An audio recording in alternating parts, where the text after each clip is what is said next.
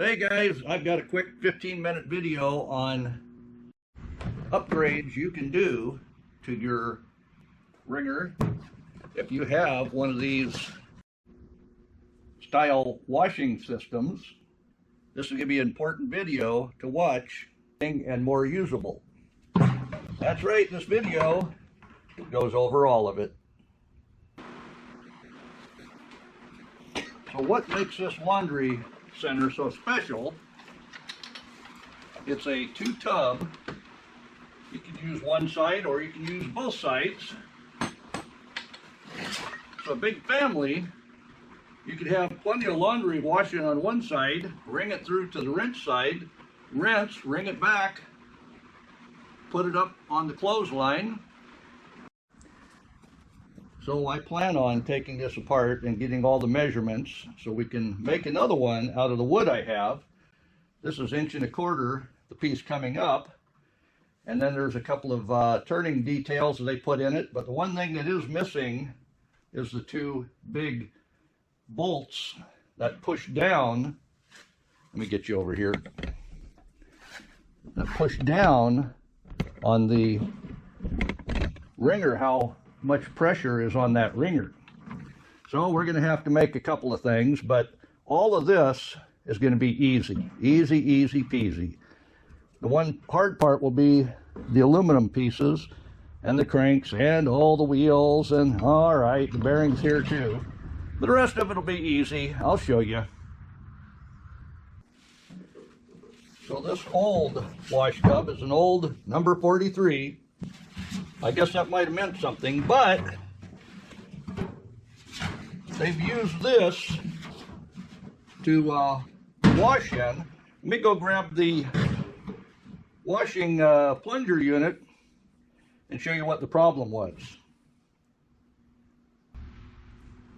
So this is an original plunge washer, and you would fill this 2/3 of the way full of water, and then you press down on this cone and water would shoot out up here, agitating the water and mashing the clothes against the bottom of the wash tub. What that did over time is collapse the bottom to where it was below the outer part of the tub. You say, well, why is that a problem? Well, it puts stress on the metal, and you see here they've got some kind of a gum they put on trying to seal. You see that? They didn't solder it. They could have soldered it, but you can see there's a lot of wear on those expansion ribs that were meant to keep that rigid. So this was well used. After all,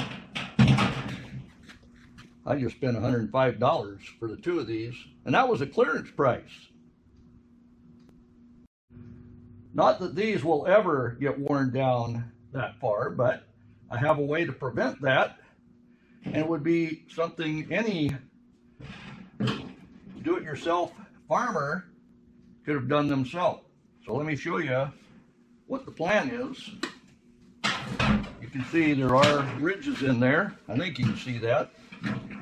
And that helps hold that bottom from just collapsing. But enough pressing with that plunger will collapse those as well. So you can see here there's a rim around the outside, and this sits up inside that rim, and I want to keep it that way. So this is just over 1/4 inch lip.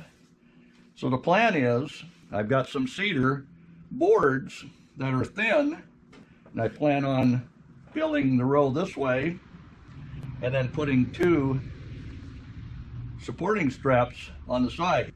And there's a special way to nail that together, because this is going to get wet, and we don't want glue coming apart. So I'll get this set up on the sawhorse and get our cedar. We'll mark the length that we want that and cut enough to fill the bottom of that tub, plus 2 going across that we can nail this to. There's a special way to nail it, and I'm going to show you.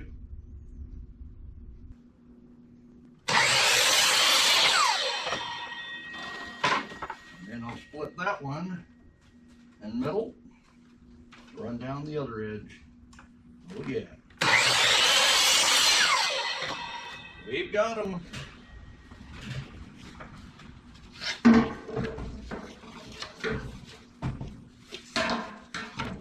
And that one will run across that way after I split it in half. And as you can see, these 3 boards brought it right inside. So putting the 2 across here to nail these together, then I'll trim off around the edges there, mark it after I have it nailed together.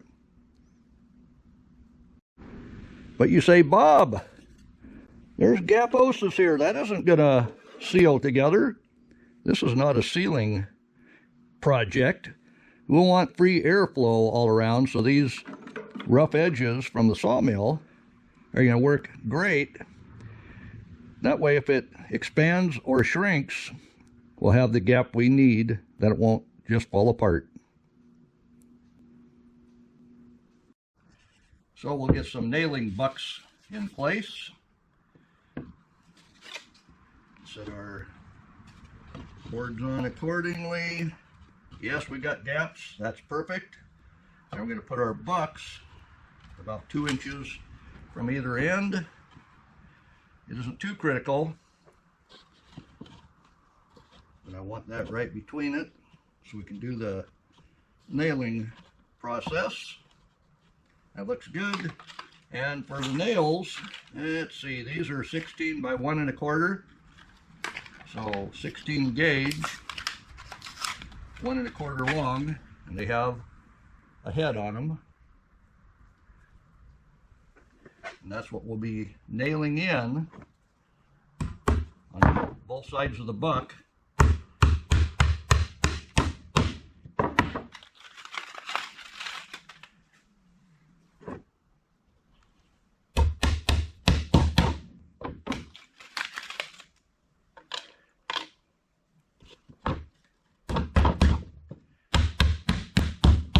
This will be fast and easy, but I'll get back with you when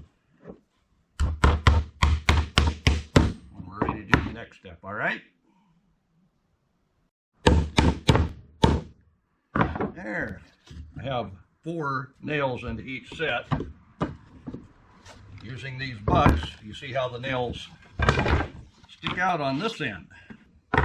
Then, since I don't have the proper tool, I'll use the needle nose here to give these a tweak over, because that's going to get nailed right back into the board that it came out of. Oh yeah, I'll get these bent. We'll nail them all in together.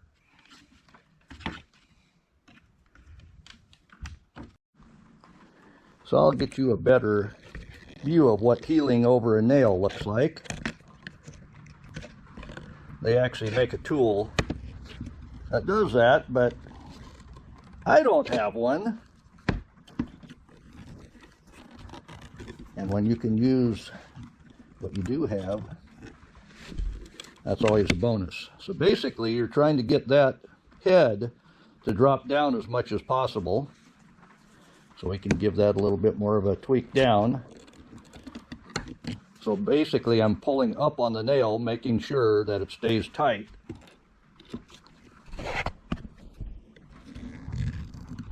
I think you get the point. And that's one thing you don't want. One of them points poking you.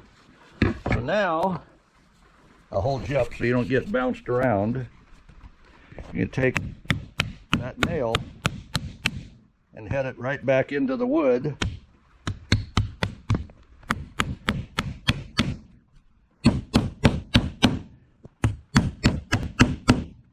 And that's called healing over.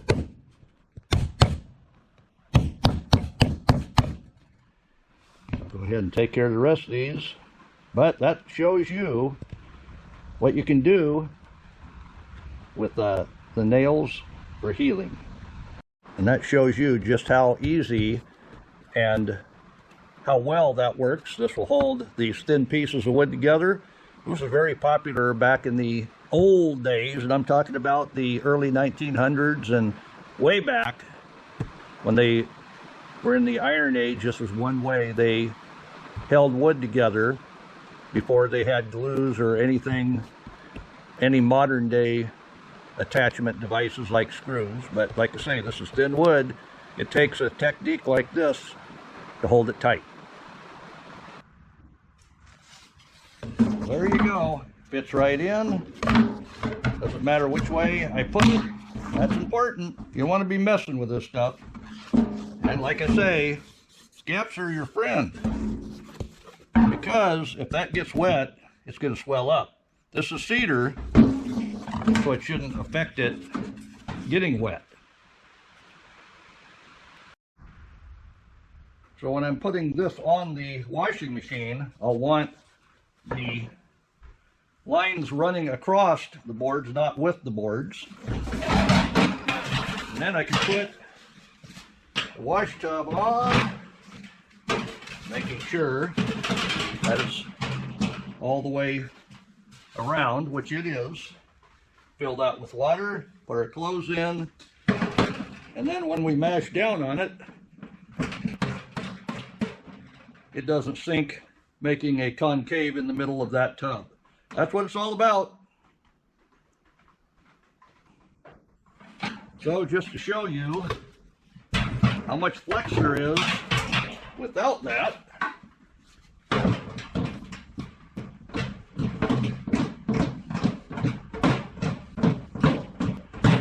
what do you think? Is that going to be better for the longevity of this tub? I think so. That one turned out so well. I made another one. Oh yeah. We got 2 tubs, by the way. What do you think? That worked. And of course, I say you should put them this way, but I made them to where they would fit in between the rails as well. So by rights, you could put it this way and still be supported all the way across. It's always good if you have somebody that doesn't pay attention that you can do it either way.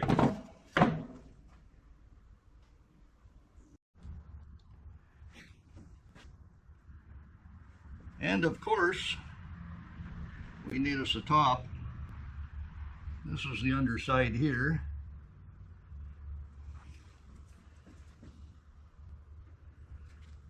Just lining everything up, looking good. And we'll get that nailed on. This is going to be the down side of everything, so these will fit inside the tub on top. So on top, sitting here, before you put this all away, your clothes are dry, you're ironed it, now you have a place you can set your folded laundry before it goes back into the dresser. Smart idea, huh? Yeah, it ain't my idea. This is how Grandma and Grandpa did it in Chicago. So as you can see, I nailed it on the opposite side. This is my good side, so I didn't want to see all those bent over nails. So I took the time, ran them through the other way. So now it's up to you, when you put that on there, square it up. Do you want to cut all around these rounded corners, or do you want to leave them square?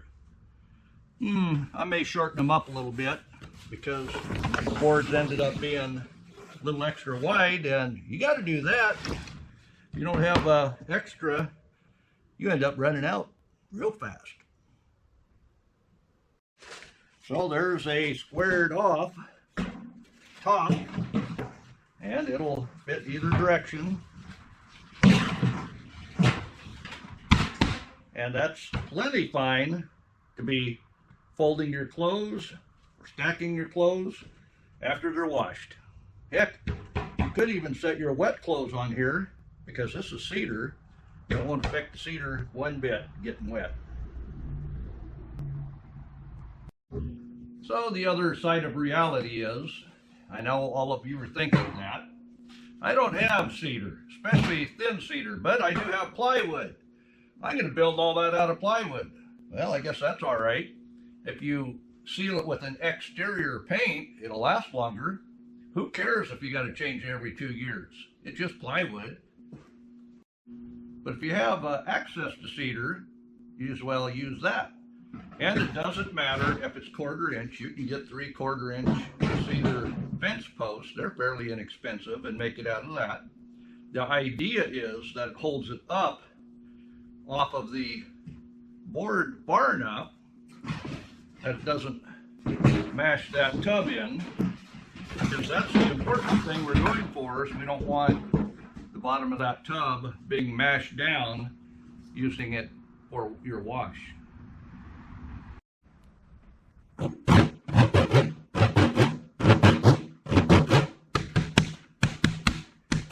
I know I'm not much of a musician, but I am a magician, because I just fixed that.